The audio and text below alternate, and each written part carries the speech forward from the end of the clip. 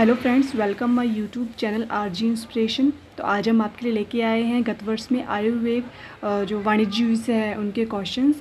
ये हमारा part second होने वाला है। पार्ट फर्स्ट हमने अपलोड कर दिया है। आप यूट्यूब पर प्लेलिस्ट में जाकर, हमारे चैनल पर जाकर प्लेलिस्ट में चेक कर सकते हैं।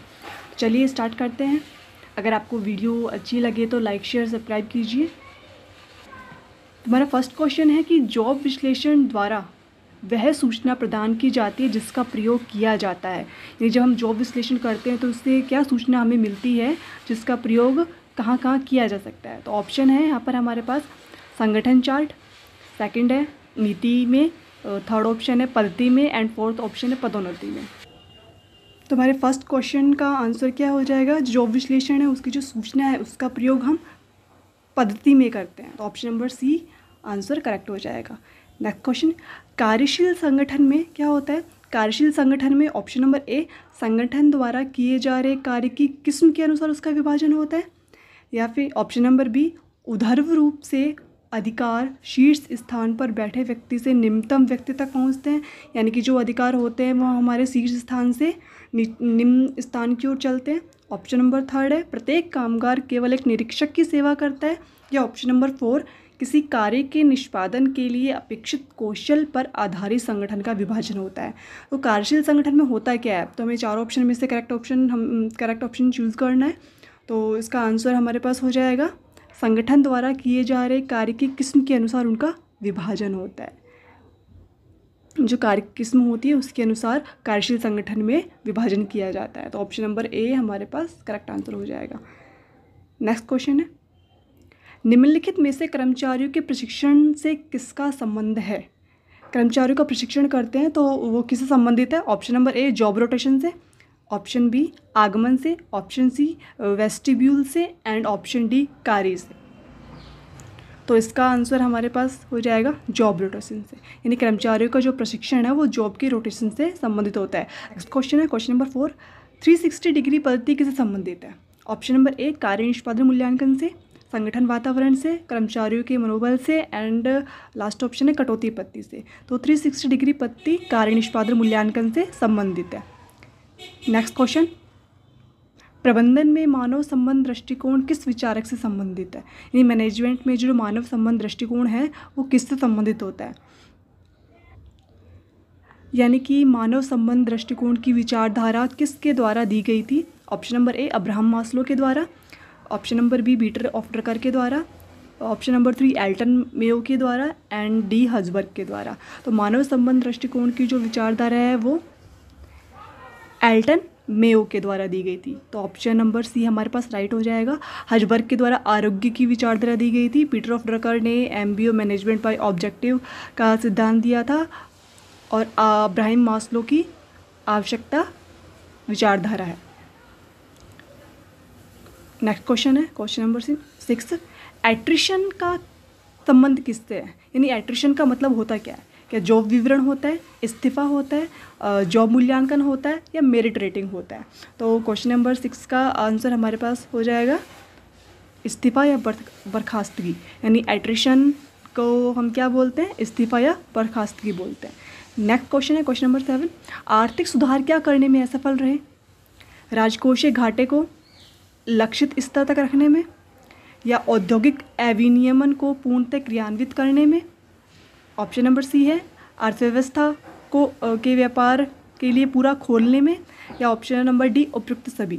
जो आर्थिक सुधार है वो क्या करने में असफल रहे हैं? इसका आंसर हमारे पास हो जाएगा उपयुक्त सभी। यानी आर्थिक सुधार ये सभी चीज़ें करने में असफल रहे हैं। नेक्स्ट क्वेश्चन है क्वेश्चन नंबर 8, इनमें से कौन सा कथन गलत है? एकाधिकार को भी हानि उठानी पड़ती है, पूर्णतः प्रतियोगी बाजार में फर्म कीमतें तय कर सकती हैं, पूर्णतः प्रतियोगी बाजार में फर्म के लिए कीमतों में विभेद करना हमेशा लाभदायक होता है, एंड लास्ट ऑप्शन है विकुचित मांग वक्र अल्पाधिकारी बाजार से संबंधित है। तो इन चारों में से कौन सा ऑप्शन गलत है वो हमें चाटना है। तो ऑप्शन नंबर फर्स्ट सही है, ऑप्शन नंबर बी भी सही है, एंड ऑप्शन नंबर डी भी सही है। तो ऑप्शन नंबर जो सी है वो हमारे पास गलत हो जाएगा। कि पूर्ण प्रतियोगिता बाजार में फर्म के लिए कीमतों में विभेद करना हमेशा लाभदायक होता है। यानी पूर्ण प्रतियोगिता बाजार में जरूरी नहीं है हमेशा फर्म लाभ ही कमाए, हानि भी होती है। दीर्घकाल में पूर्ण प्रतियोगिता बाजार में उसको हानि भी होती है। दीर्घकाल में हमेशा सामान्य लाभ होता है पूर्ण प्रतियोगिता बाजार को, और अल्पकाल में पूर्ण प्रतियोगिता बाजार में हानि भी होती है, लाभ भी होता है, और वह सामान्य स्थिति में भी रहती है। नेक्स्ट क्वेश्चन है क्वेश्चन नंबर 9। निम्नलिखित में से कौन सी अर्थशास्त्र के अध्ययन की श्रेष्ठ सामान्य परिभाषा है? तो ऑप्शन हमारे पास यहाँ पर है, विकसित होती अर्थव्यवस्था में मुद्रास्फीति और बेरोजगारी, स्टॉक बाजार में निवेश करने का श्रेष्ठ तरीका, ऑप्शन सी विदेशी प्रतियोगिता के अंतर्गत व्यापारिक निर्णय लेना, और ऑप्शन डी अभाव के समक्ष व्यक्तिगत सामाजिक विकल्प। तो यहाँ अर्थशास्त्र के अध्ययन के लिए श्रेष्ठ परिभाषा है option number D. Next question, इनमें से कौन सा कथन सही है? जमींदारी प्रथा के अंतर्गत किसान राज्य को सीधे लगान देते हैं। ऑप्शन बी, वर्तमान समय में कृषि क्षेत्र से आयकर राजस्व नगण्य है। ऑप्शन सी, वाणिज्य बैंक कृषि क्षेत्र को शून्य ब्याज दर पर ऋण प्रदान कर रहे हैं। एंड ऑप्शन डी, उपरोक्त में से कोई नहीं। तो हमें पता लगाना कौन सा कथन सही है। जमींदारी प्रथा के अंतर्गत किसान राज्य को सीधे लगान देते हैं, ये सही है। ऑप्शन सी भी हमारे पास सही है, क्योंकि कृषि को बढ़ावा देने के लिए वाणिज्य बैंक शून्य ब्याज दर पर भी ऋण प्रदान करते हैं। ऑप्शन बी गलत है, क्योंकि कृषि क्षेत्र में आयकर राजस्व नगण्य, क्योंकि कृषि से जो इनकम होती है वो इनकम टैक्स में हमें उस पर छूट दी गई है, यानी कृषि के ऊपर टैक्स नहीं लगता है। अगर आपकी इनकम 5,000 से ऊपर है कृषि क्षेत्र में तो टैक्स लगता है, लेकिन बाद में वो क्या हो जाता है, उसकी हमें डिडक्शन मिल जाती है। नेक्स्ट क्वेश्चन है 11। इनमें से कौन सा कथन गलत है? ऑप्शन ए, लगभग 80% कृषि क्षेत्र को सिंचाई सुविधा प्राप्त है। ऑप्शन बी, भारत में लगभग 2/3 क्षेत्र वर्षा संचित है। ऑप्शन सी, कृषि क्षेत्र में प्रति श्रमिक उत्पादक उद्योग की तुलना में बहुत कम है। ऑप्शन डी, भारत में फसलों का पैटर्न बहुत काफ़ी स्क्वीड है। तो क्वेश्चन नंबर 11 का आंसर हमारे पास हो जाएगा ऑप्शन नंबर ए, यानी लगभग 80% कृषि क्षेत्र को सिंचाई सुविधा प्राप्त है। ये ऑप्शन हमारे पास गलत हो जाएगा। नेक्स्ट क्वेश्चन है 12। मध्यस्थों का उन्मूलन और लगानदारी सुधार दोनों किसका भाग है? ऑप्शन नंबर ए, भारत में औद्योगिक सुधार का, ये गलत हो जाएगा। भारत में बाह्य क्षेत्र सुधार का, ऑप्शन बी भी गलत हो जाएगा। ऑप्शन नंबर सी हमारे पास राइट आंसर हो जाएगा कि मध्यस्थों का जो उन्मूलन और लगानदारी सुधार है दोनों भारत में भूमि सुधार का एक भाग है। Next question 13। निम्नलिखित में से फैलाव का माप कौन सा नहीं है?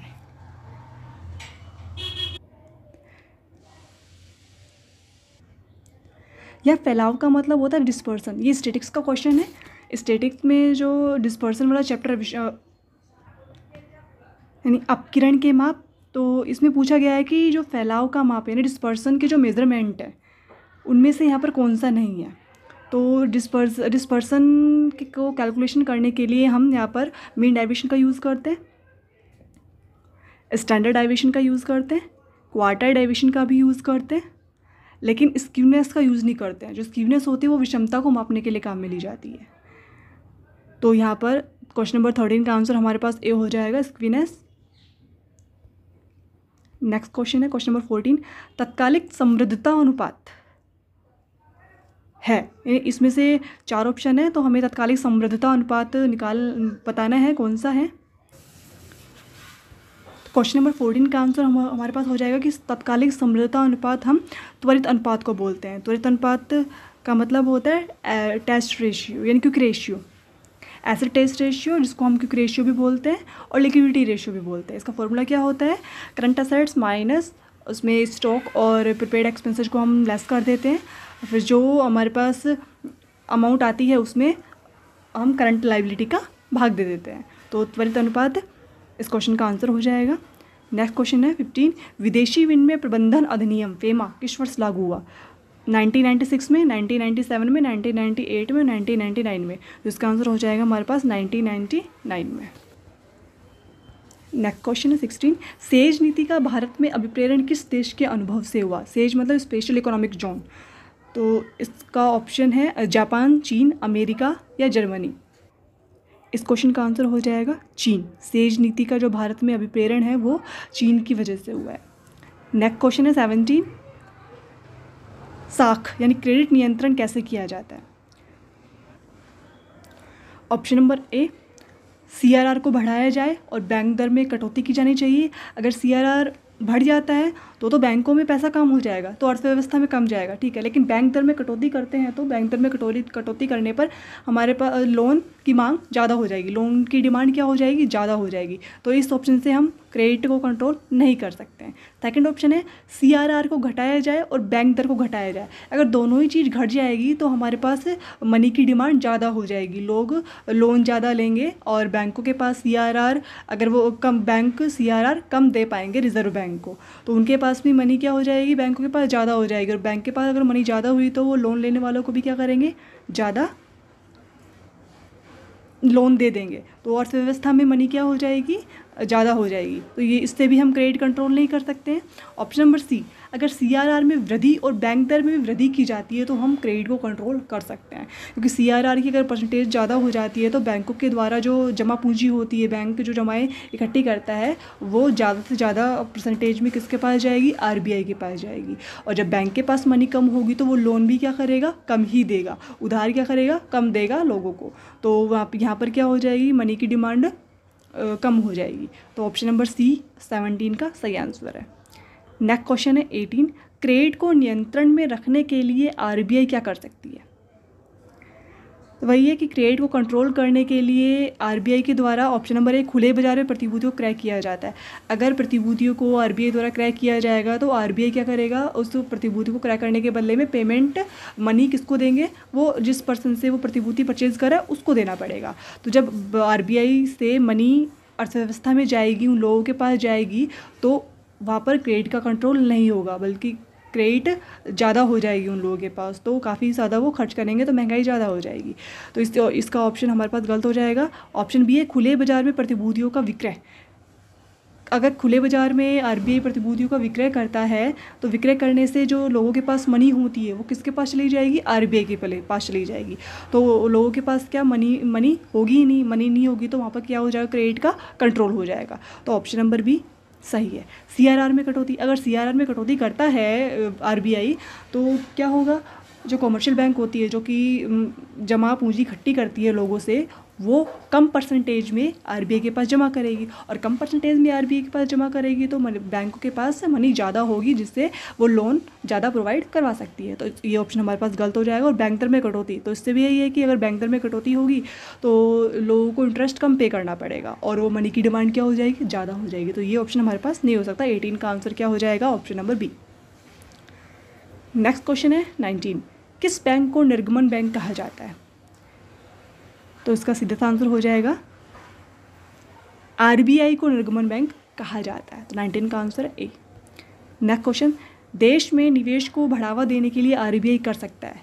देश में निवेश को बढ़ावा देने के लिए आरबीआई के द्वारा दर में कमी की जाएगी। तो इसका आंसर क्या हो जाएगा, सीआरआर में कटौती। सीआरआर में कटौती करेगा तो बैंकों के द्वारा जो जमा पूंजी होती है वो आरबीआई के पास कम जमा करनी पड़ेगी और इससे वो मतलब निवेश को बढ़ावा दे सकेगा, लोगों को ऋण के तौर पर अमाउंट दे दी जाएगी बैंक के द्वारा, जिससे क्या होगा, अर्थव्यवस्था में मनी ज़्यादा हो जाएगी और लोग ज़्यादा निवेश करेंगे। नेक्स्ट क्वेश्चन है 21, फंड फ्लो स्टेटमेंट में शब्द निधियाँ यानी फंड का क्या आता है? फंड फ्लो स्टेटमेंट में फंड से क्या आशय लिया जाता है, फंड में क्या क्या आता है वो हमें बताना है।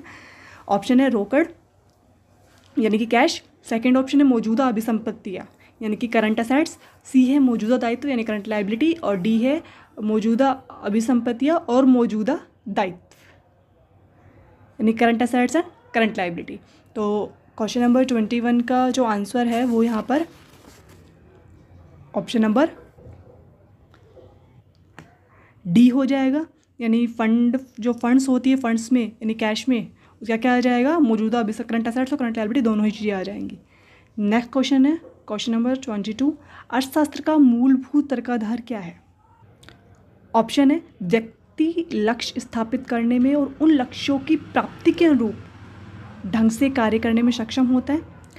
ऑप्शन बी, प्राकृतिक संसाधनों का हमेशा अभाव रहेगा अर्थशास्त्र में, एंड सी, व्यक्ति उस विकल्प का चयन करते हैं जिसके लिए वे शुद्ध निव्वल लाभ बढ़ा सके। एंड ऑप्शन डी, परिस्थितियाँ कुछ भी हो, व्यक्तिगत पसंद से हमेशा वस्तु विनिमय जुड़ा होता है। तो अर्थशास्त्र के यहाँ पर जो मूलभूत तर्क है वो इन सब में से किससे रिलेटेड है, ये हमें बताना है।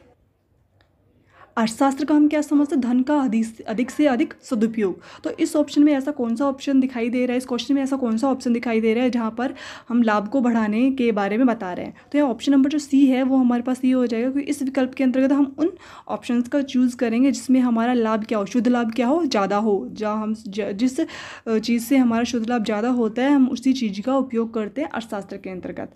तो क्वेश्चन नंबर 22 का आंसर क्या हो जाएगा, ऑप्शन नंबर सी। नेक्स्ट है 23, उपभोक्ता उस बिंदु पर संतुलन में होता है जहां बजट रेखा अंदिमान वक्र से नीचे जाती है। अंदिमान वक्र, इसको अधिमान वक्र भी बोलते हैं और इसको तटस्थ वक्र भी बोलते हैं, और इंग्लिश में इंडिफरेंस कर्व। यानी यदि उपभोक्ता उस बिंदु पर संतुलन में होता है जहाँ बजट रेखा इंडिफरेंस कर्व से नीचे जाती है, या बजट रेखा इंडिफरेंस कर्व से ऊपर होती है, या बजट रेखा इंडिफरेंस कर्व को स्पर्श करती है, या budget Rekha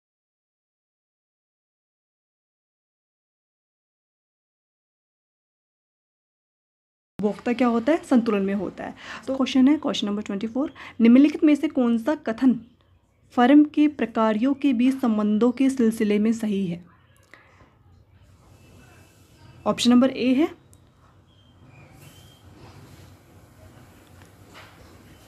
total cost is equal to total fix cost minus total variable cost.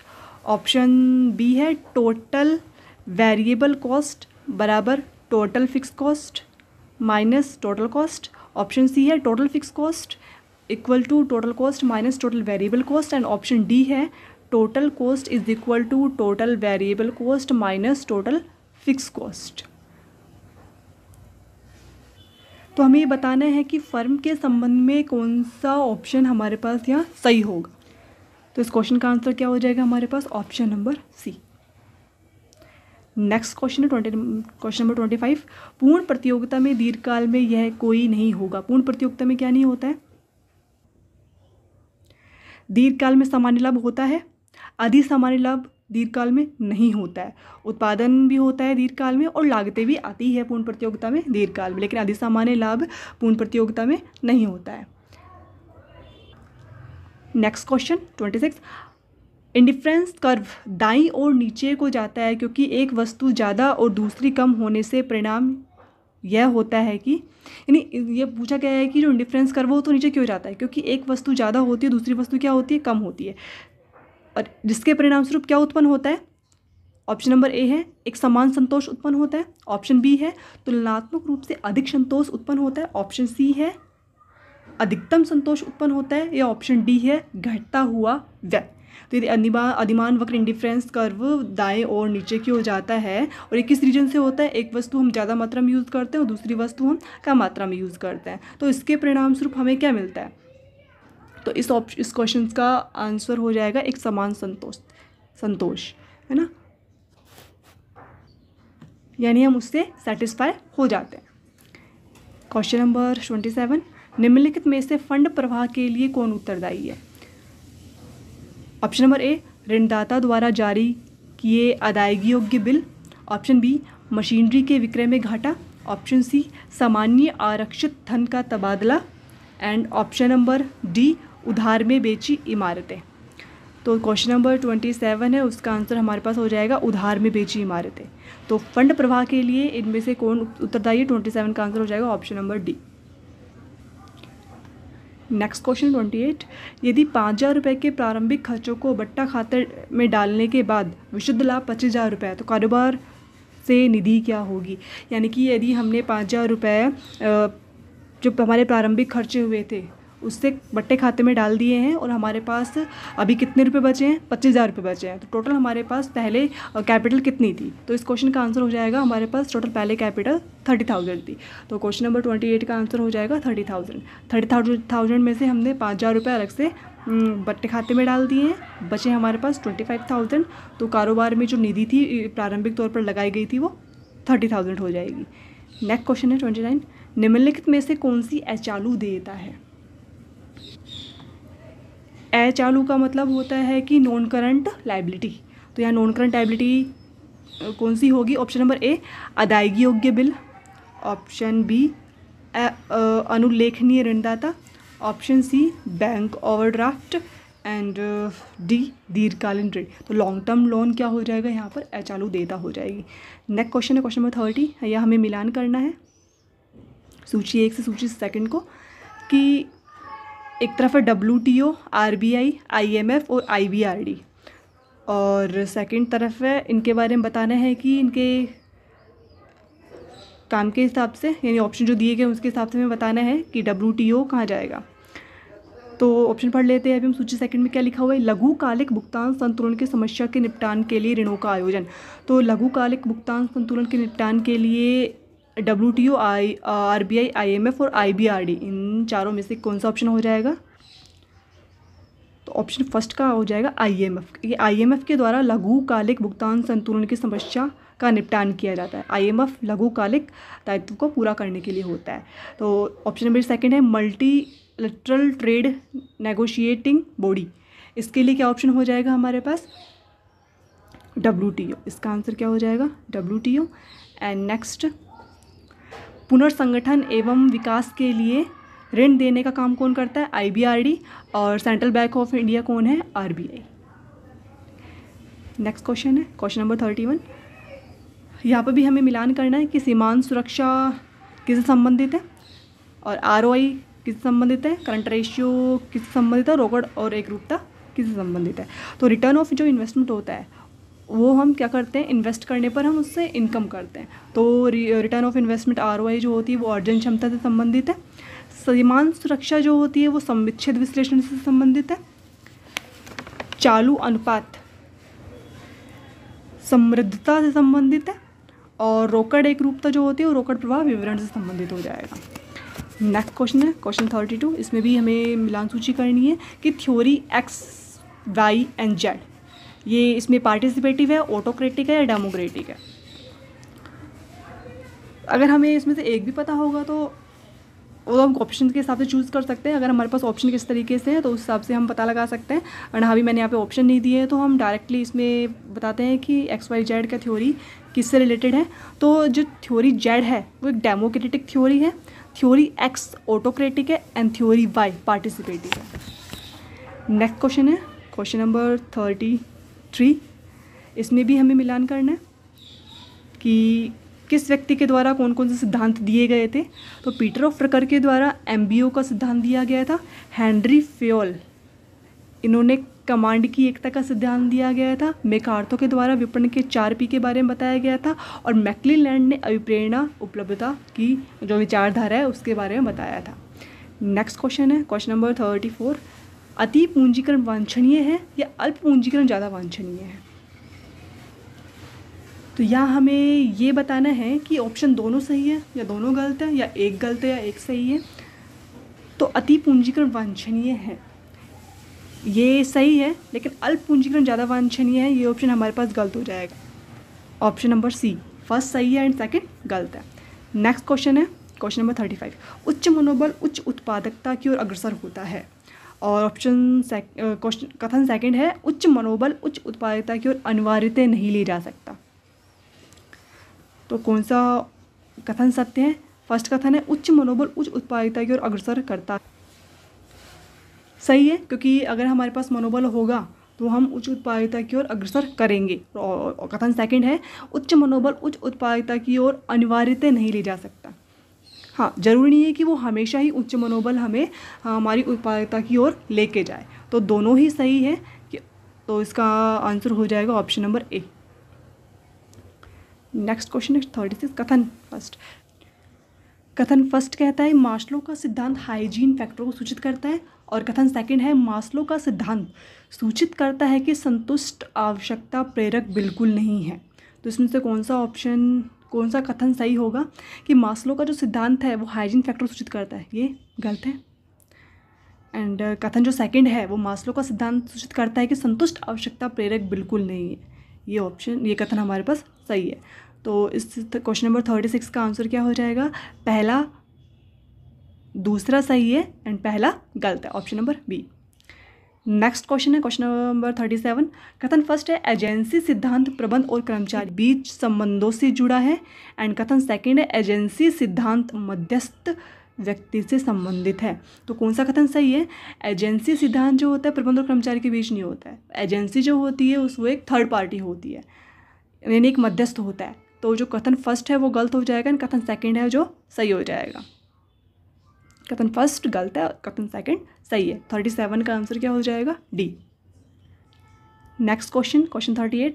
कथन फर्स्ट वस्तु की मांग वस्तु की वो मात्रा बताती है जो किसी विशेष समय अवधि के दौरान विशेष कीमत पर मांगी जाती है। सही है। एंड कथन सेकंड कारण क्या है इसका? मांग में संकुचन संबंधित वस्तु की कीमत में वृद्धि का परिणाम है। यानी कि जब वस्तु की कीमत बढ़ जाती है तो हम क्या करते हैं? कम मात्रा खरीदते हैं, तो उससे क्या होता है? मांग में संकुचन होता है। तो दोनों ही यहाँ पर कथन सही है। ऑप्शन ए इसका सही आंसर हो जाएगा। नेक्स्ट है क्वेश्चन नंबर 39। एक अगुआ यानी नेता निम्नलिखित ढंगों को अपनाता है। किन किन ढंगों को अपनाता है? आलोचना, विकास को बढ़ावा, लक्ष्य निर्धारण, आदेश और निर्देशन। क्वेश्चन नंबर 39 में कौन सा ऑप्शन ठीक होगा? यानी एक नेता के द्वारा आदेश और निर्देशन को तो अपनाया जाता है, तो जो ऑप्शन 4 है वो तो सही हो ही जाएगा। एंड और विकास को बढ़ावा देना ये ऑप्शन गलत हो जाएगा। आलोचना, एक नेता के द्वारा आलोचना नहीं की जाती है, और एक नेता के द्वारा क्या किया जाता है? आदेश दिया जाता है, उसको निर्देश दिए जाते हैं किस तरीके से लक्ष्यों को प्राप्त करना है। तो ऑप्शन 3 एंड 4 इसका सही आंसर हो जाएगा। तो क्वेश्चन नंबर 39 का आंसर क्या हो जाएगा? Option B 3 and 4। Next question number 40। MBO की तकनीकी में क्या क्या आता है? यानी मैनेजमेंट बाय ऑब्जेक्टिव जो पीटर ऑफ डकर के द्वारा सिद्धांत दिया गया था, इसमें किन किन को शामिल किया गया है? ऑप्शन नंबर ए समस्त उद्देश्य संगठनात्मक पद सोपान के शिखर पर रखे जाते हैं, बिल्कुल सही है। ऑप्शन सेकंड व्यक्तिगत उद्देश्य संगठन के उद्देश्यों के साथ मेल खाते हैं, सही है। कार्य निष्पादन का समय पर मूल्यांकन किया जाता है। MBO में कार्य के निष्पादन का मूल्यांकन किया जाता है और उद्देश्यों को अधीनस्थ स्तर पर निर्धारित किया जाता है, नहीं। तो क्वेश्चन नंबर 14 का सही आंसर कौन सा हो जाएगा? ऑप्शन देखते हैं अभी। First, second and third option B इसका सही आंसर है। क्वेश्चन नंबर 41 स्टाफिंग में समाविष्ट है। स्टाफिंग में किन किन को शामिल किया जाता है? प्रशिक्षण को, मूल्यांकन को, प्लेसमेंट को और निर्देशित करना। तो स्टाफिंग यानी नियुक्तिकरण के अंतर्गत इन चारों को ही शामिल किया जाता है। तो इस चारों कौन से ऑप्शन में है? Option number D. तो 41 का आंसर क्या हो जाएगा? D. Question number 42। Question number 42 के तहत हमें बताना है कि कार्यशील पूंजी चक्र में निम्नलिखित शामिल है, इनको हमें अनुक्रम में लगाना है। यानी कि जो वर्किंग कैपिटल का साइकिल होता है तो उसमें फर्स्ट कौन सा आता है, सेकंड कौन सा आता है। तो सबसे पहले हम कच्चे माल की प्राप्ति करते हैं। कच्चे माल की प्राप्ति करने के बाद हम उसकी कार्य की प्रगति पर लेके आते हैं, यानी कि ऑप्शन नंबर फर्स्ट जो है वे पहले आएगा। ये हमारे पास 5 जो है सेकंड नंबर के ऊपर आएगा। कच्चे माल को जब हम वर्किंग प्रोग्रेस में लगाते हैं तो उसके बाद क्या मिलता है? हमें तैयार माल मिलता है। तैयार माल को हम प्राप्त करने योग्य बनाते हैं और उसको हम जब लास्ट में बाज़ार में बेचते हैं तो हमारे पास क्या मिल जाती है? नकदी मिल जाती है। तो फर्स्ट पहले आएगा, फिर ऑप्शन 5 आएगा, 5 के बाद सेकंड आएगा, सेकंड के बाद थर्ड आएगा एंड लास्ट में 4 है। तो ये सीक्वेंस किस ऑप्शन के अंदर है? Option number C. तो इस क्वेश्चन का आंसर ऑप्शन नंबर सी हो जाएगा।